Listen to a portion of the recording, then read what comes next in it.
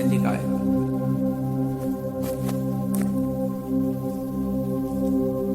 मैं मातंगी देवी का ध्यान करता हूँ। वे रत्नमय सिंहासन पर बैठकर पढ़ते हुए तोते का मधुर शब्द सुन रही हैं।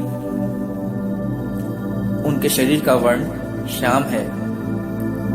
वे अपना एक पैर कमल पर रखे हुए हैं और मस्तक पर अर्धचंद्र धारण करती हैं तथा कहार पुष्पों की माला धारण किए वीणा बजाती हैं।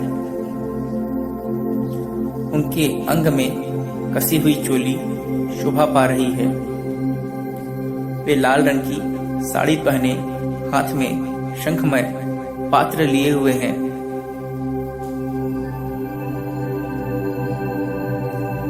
उनके वदन पर मधु का हल्का हल्का प्रभाव जान पड़ता है और ललाट में बेंदी शोभा दे रही है।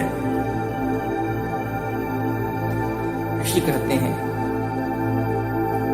तदंतर शुंभ की आज्ञा पाकर वे चंड, मुंड आदि दैत्य चतुरंगिनी सेना के साथ अस्त्र शस्त्रों से सुसज्जित हो चल दिए। फिर गिरिराज हिमालय के स्वर्णमय ऊंचे शिखर पर पहुंचकर उन्होंने सिंह पर बैठी देवी को देखा। वे मंद मंद मुस्कुरा रही थीं।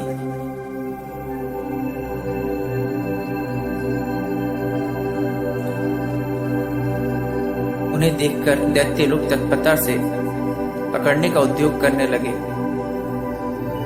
किसी ने धनुष तान लिया, किसी ने तलवार संभाली और कुछ लोग देवी के पास आकर खड़े हो गए। तब अंबिका ने उन शत्रुओं के प्रति बड़ा क्रोध किया। उस समय क्रोध के कारण उनका मुख काला पड़ गया, ललाट में भौहें टेढ़ी हो गई और वहां से तुरंत विकराल मुखी काली प्रकट हुई, जो तलवार और पाश लिए हुए थी। वे विचित्र खट्टवांग धारण किए और चीते के चर्म की साड़ी पहने नरमुंडों की माला से विभूषित थीं।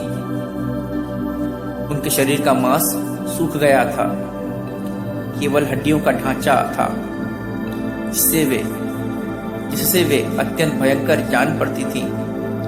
उनका मुख बहुत विशाल था। जीभ लपलपाने के कारण वे और भी डरावनी प्रतीत होती थी। उनकी आंखें भीतर को धसी हुई और कुछ लाल थीं। वे अपनी भयंकर गर्जना से संपूर्ण दिशाओं को गुंजा रही थीं। बड़े बड़े दैत्यों का वध करती हुई वे कालिका देवी बड़े वेग से दैत्यों की उस सेना पर टूट पड़ी और उन सबको भक्षण करने लगी। वे पार्श्व रक्षकों, अंकुशधारी महावतों, योद्धाओं और घंटा सहित कितने ही हाथियों को एक ही हाथ से पकड़कर मुंह में डाल लेती थीं। इसी प्रकार घोड़े, रथ और सारथी के साथ रथी सैनिकों को मुंह में डालकर वे उन्हें बड़े भयानक रूप से चबा डालती थीं। किसी के बाल पकड़ लेती, किसी का गला दबा देती, किसी को पैरों से कुचल डालती और किसी को छाती के धक्के से गिराकर मार डालती थीं। वे असुरों के छोड़े हुए बड़े बड़े अस्त्र शस्त्र मुंह से पकड़ लेती और रोष में भरकर उनको दांतों से पीस डालती थीं।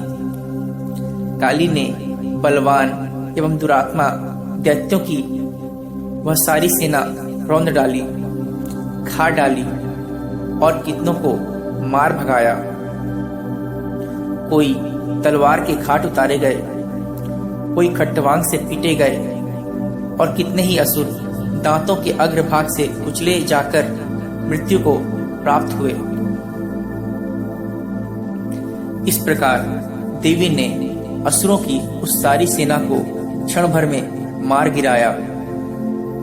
यह देख चंड उन अत्यंत भयानक कालिका देवी की ओर दौड़ा तथा महादैत्य मुंड ने भी अत्यंत भयंकर बाणों की वर्षा से तथा हजारों बार चलाए हुए चक्रों से उन भयानक नेत्रों वाली देवी को आच्छादित कर दिया। वे अनेकों चक्र देवी के मुख में समाते हुए ऐसे जान पड़े मानो सूर्य के बहुतेरे मंडल बादलों के उदर में प्रवेश कर रहे हों। तब भयंकर गर्जना करने वाली काली ने अत्यंत रोष में भरकर विकट अट्टहास किया। उस समय उनके विकराल वदन के भीतर कठिनता से देखे जा सकने वाले दांतों की प्रभा से वे अत्यंत उज्जवल दिखाई देती थी। देवी ने बहुत बड़ी तलवार हाथ में ले हम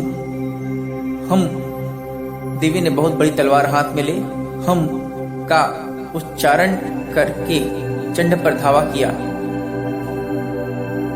और उसकी केश पकड़कर उसी तलवार से उसका मस्तक काट डाला।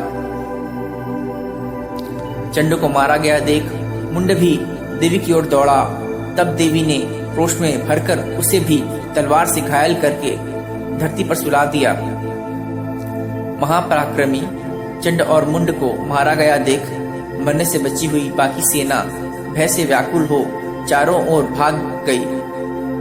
तदंतर काली ने चंड और मुंड का मस्तक हाथ में ले चंडिका के पास जाकर प्रचंड अट्टहास करते हुए कहा, देवी, मैंने चंड और मुंड नामक इन दो महापशुओं को तुम्हें भेंट किया है।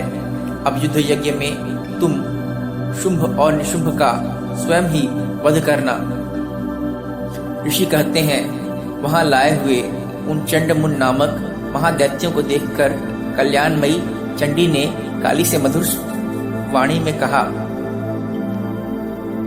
देवी, तुम चंड और मुंड को लेकर मेरे पास आई हो, इसलिए संसार में चामुंडा के नाम से तुम्हारी ख्याति होगी। ओम नमः चंडिकाय।